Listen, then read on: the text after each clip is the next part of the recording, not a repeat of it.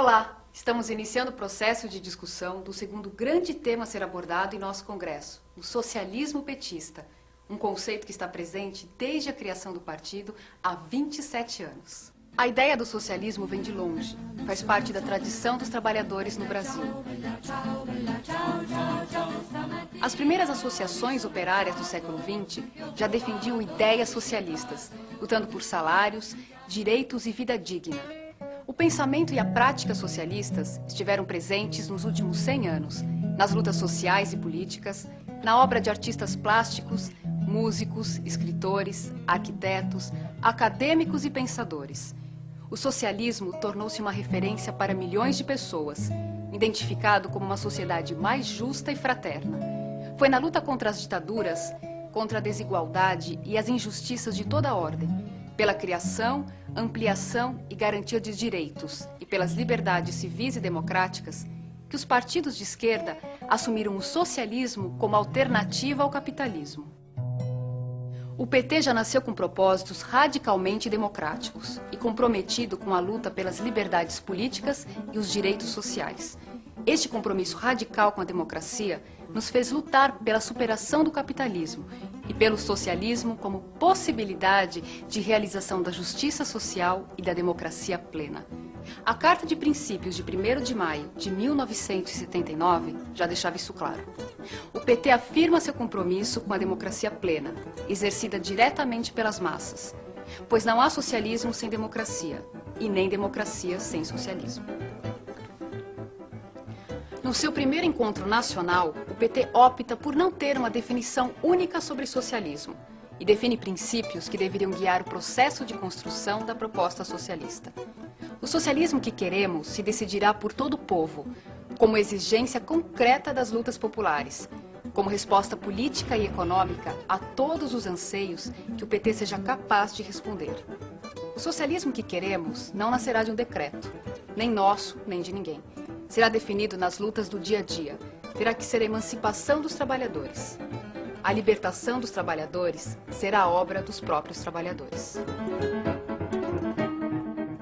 No quinto encontro nacional, realizado em 1987, o PT aperfeiçoou as formulações acerca do socialismo. Realizou uma análise detalhada do capitalismo brasileiro e as relações entre as classes sociais no país, indicando a importância de luta pela hegemonia. Para extinguir o capitalismo e iniciar a construção do socialismo, é necessário, em primeiro lugar, realizar uma mudança política radical. Os trabalhadores precisam transformar-se em classe hegemônica e dominante no poder de Estado. Não há qualquer exemplo histórico de uma classe que tenha transformado a sociedade sem colocar o poder político, Estado, a seu serviço. O PT rejeita o socialismo burocrático e a ideia do Partido Único, mantendo o entendimento da luta por hegemonia política. Quando falamos que o socialismo e o poder se constroem na luta cotidiana, estamos nos referindo ao fato de que muitas das formas econômicas, sociais e políticas da nova sociedade surgirão das experiências de luta da classe contra o capitalismo. O 7º Encontro Nacional ocorre depois da entusiasmante campanha de 89, nos marcos de uma intensa ofensiva neoliberal no Brasil e no mundo. Com a queda do Muro de Berlim e o colapso em curso na União Soviética, o PT avança nas formulações sobre o socialismo petista e reafirma o compromisso com a democracia como questão estratégica. Realiza uma profunda crítica ao capitalismo, à social-democracia e ao socialismo burocrático. Indica também a importância do diálogo com as forças políticas comprometidas com programas democrático-populares de libertação e socialistas na América Latina e em outras partes do mundo e que encontram identidade com o projeto petista. O primeiro congresso do PT reafirmou o já definido pelo 7º encontro e desenvolveu a elaboração de um conjunto de questões importantes para o pensamento socialista em escala mundial. A necessidade de superação dos processos de degradação da natureza e o uso de tecnologias limpas. A crítica à globalização e aos processos de reestruturação produtiva. O advento das novas tecnologias. A realização da reforma urbana e da reforma agrária em articulação com uma nova matriz energética. a necessidade de superação da hegemonia norte-americana por meio de uma nova ordem econômica, política e jurídica, impulsionada também pela luta dos povos latino-americanos. O primeiro congresso apontou ainda a importância dos movimentos que o PT vinha desenvolvendo para articular os partidos de esquerda no continente. Os encontros de São Paulo e Cidade do México foram as bases para a organização do Fórum de São Paulo, que é hoje um espaço de articulação na América Latina. Nesse sentido, colabora com a construção de um novo internacionalismo, fundado em valores, sujeitos e agentes políticos que estejam empenhados em construir uma nova civilização. O primeiro congresso dá continuidade às formulações anteriores. A reflexão segue afirmando o socialismo como alternativa ao capitalismo e negando as experiências do socialismo real e da social-democracia. Novamente, a democracia é afirmada como meio e fim. Quanto ao desenvolvimento, o PT entende que apenas a combinação entre o planejamento estatal e o mercado orientado socialmente será capaz de propiciar o desenvolvimento econômico com igualdade na distribuição de riqueza. As formulações estabelecidas no segundo congresso em 1999 enfatizam a elaboração de um programa democrático e popular.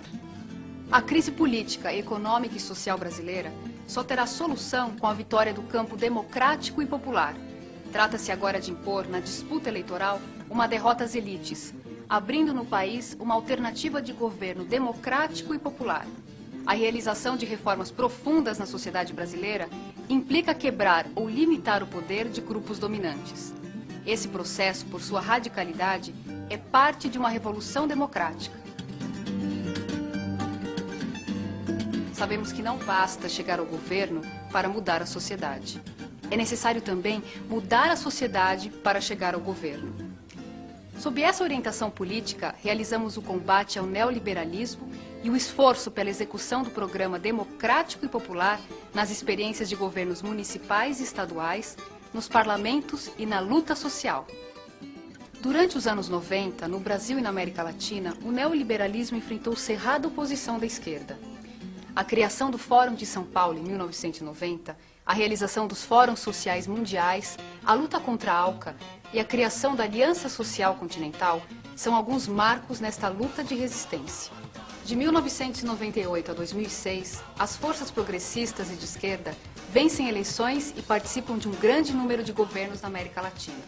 As transformações ocorridas no continente são tão intensas que o presidente Rafael Correa do Equador chegou a afirmar que, mais do que uma época de mudanças, vivemos uma mudança de época.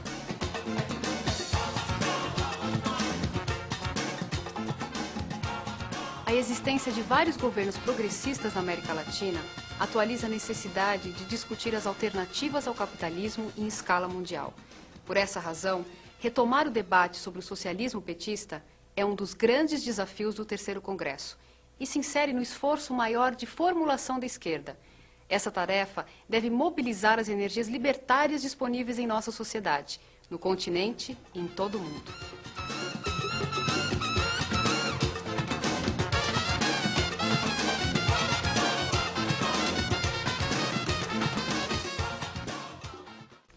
É preciso retomar algumas questões lançadas desde o sétimo encontro e nos colocarmos outras que resultam de nossa experiência política nos últimos anos.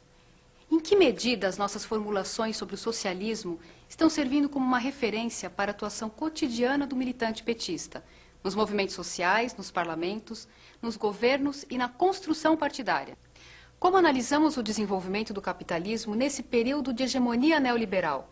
Como avaliar, em particular, seus impactos sobre o meio ambiente, a qualidade de vida, a democracia e a paz mundial?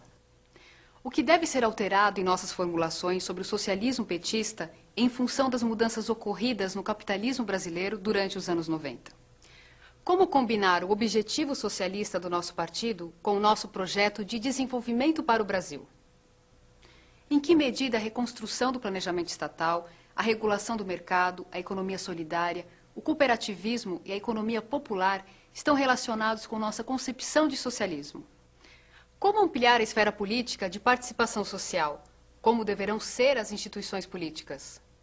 Como assegurar que socialismo, humanismo e ética se combinem com as práticas democráticas na ação política? É para discutir estas questões, clarear os pontos de vista e avançar no conceito de socialismo que estamos participando desse congresso. Vamos ao debate.